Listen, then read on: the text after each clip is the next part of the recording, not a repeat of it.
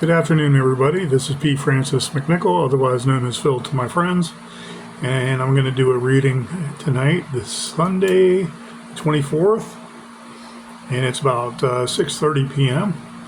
I was working on some poetry today with my free time, and I was trying different lines for, I want to say, visual effect to be somewhat disjointed and somewhat, I want to say, by the measurements, square and symmetrical, going down the line.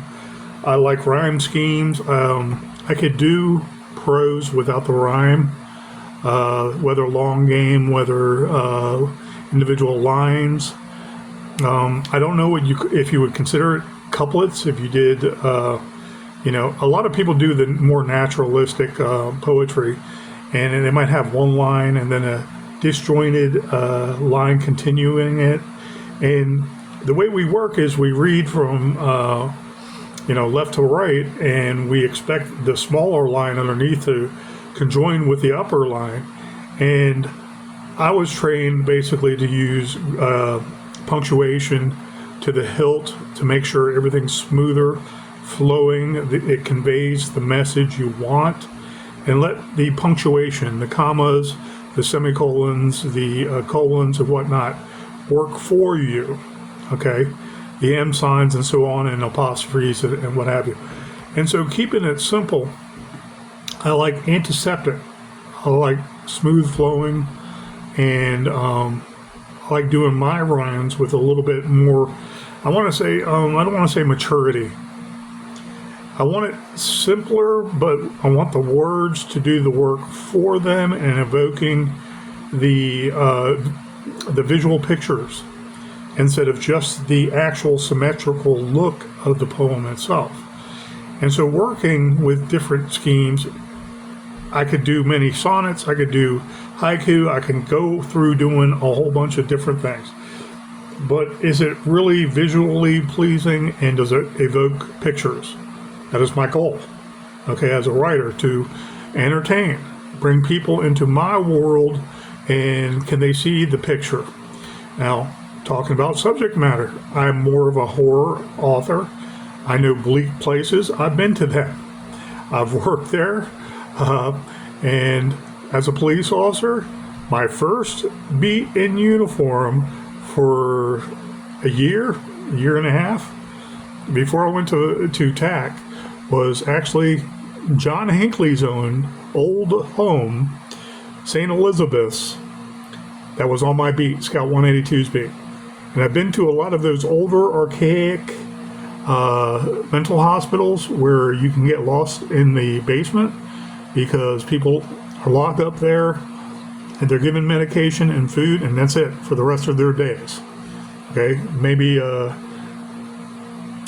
want to say one of those bathrooms, but you have to be careful. I know they have to be careful with that. I don't know how they worked it when people have to go to the bathroom, but they're suicidal, or they can use a toilet to harm someone, or they'll run their head into it. You have padded walls for a reason. Okay, but I've never been in one of those cells down in just about any of those buildings. But St. Elizabeth's is very demoralizing. It's very sad. It's very, I don't know. Think of any adjective you want. It's a very disgusting place if you have to live there. Okay. And I don't mean that it's messy. I mean, it's just the mentality. You have to be there. You have to be sedated. Oh my God, I can't imagine. But as a police officer, the walkaways will go across the street with $1 in their hand, and they buy a little pony of alcohol.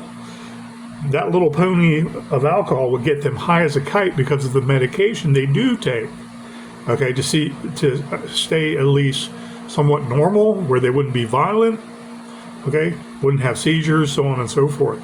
And so they would not come back to the hospital. I would have to go take the missing person report, get a description of them, walk back across the street, look for them. I want to say, grabbing at things that weren't there, talking to people that weren't there, walking back and forth, and doing all kinds of crazy stuff, like also pooping on themselves and smearing themselves with it, stuff like that, where a police officer would need gloves.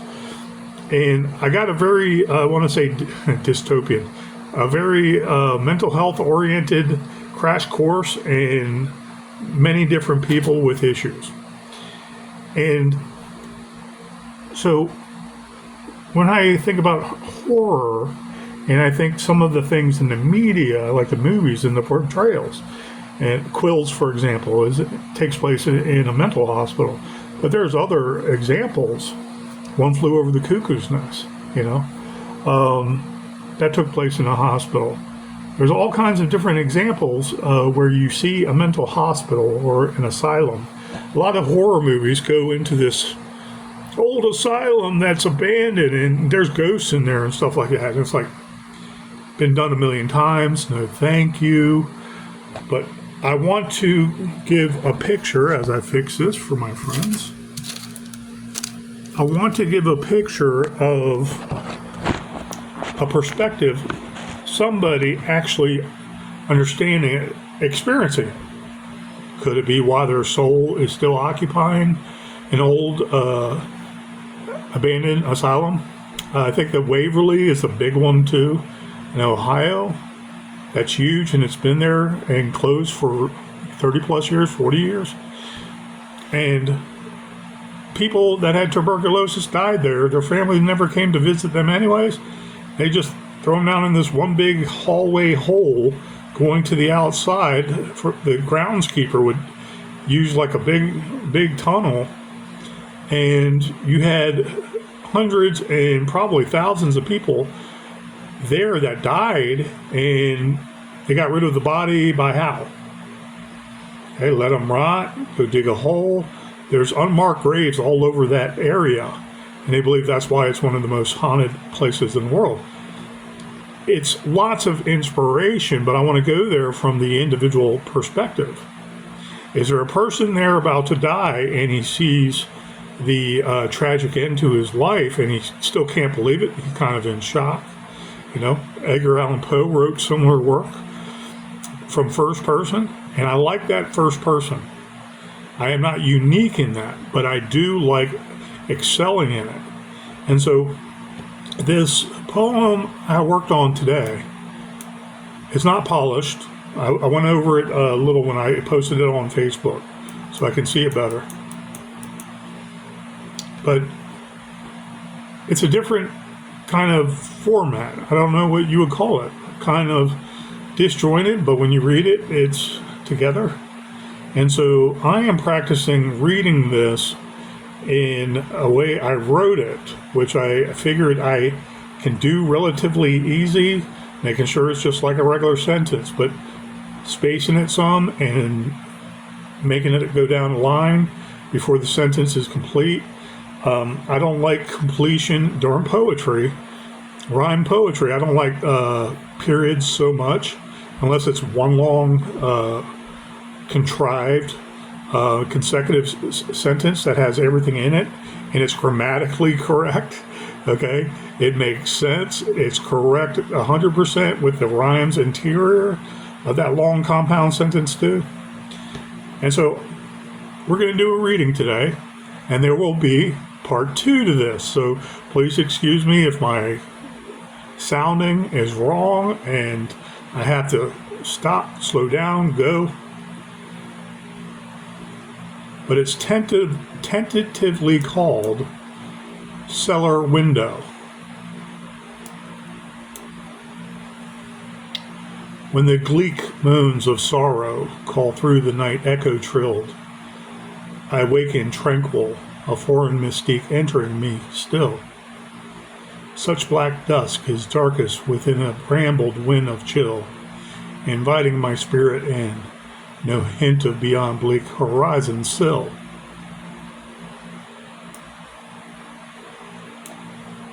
And memories help me not, the tree's jagged sharp, whistles thieving a shivered bone, and deep and carved. Such voyeur pine branches count my death in art, scowling no caring mama cot of thorn, bough, or barb.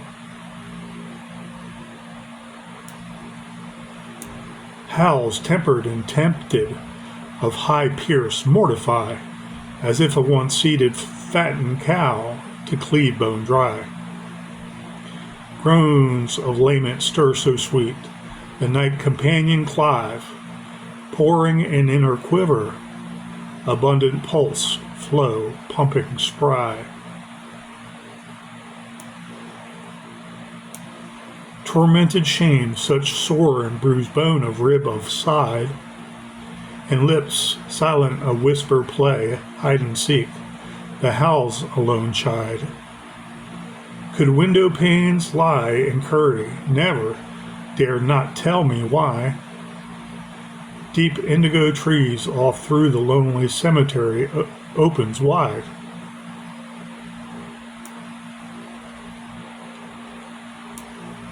Once a rich man of sprite, forever counting much bountiful days, with crutch and moribund quiet, no end, no one at night says, decrepit and infirmary wrought, of mites affright, a lair in dreams afraid, within insipid screaming travails, of brig asylum bound and laid. Sour click of talk and fair stewards squeak and eddy down the cellar ward. No more cries of the damned and soiled sodden, odors long endured. The shadows long and slurry, begotten angels are creeping and bobbing untoward, as a world amets, with the demented, spoiled, riled the guards on guard. That's tentatively called Cellar Window, and I'm hoping to do a couple more stanzas. And I was looking it over and I was like, oh, this is good. It's practice, because when I see it on different screens, okay, I see things quicker, very quick, if it's out of place or it's something not flowing. So maybe this is good practice for other people too, when they're going to and from and they're jotting down things. They can see it better on different venues, different fields of view, and different windows. And I wrote it up just a little while ago on the computer, and I'm going to do maybe 2 or 3 more stanzas under the same like. And I don't know where I'm going with it yet. So this is pretty much the metamorphosis of a poem. I like it kind of old style, kind of poesque, Poe-ish. And I just love Poe, and I love that kind of writing, and especially when I know the words, but I love looking up synonyms and Old English words related to them.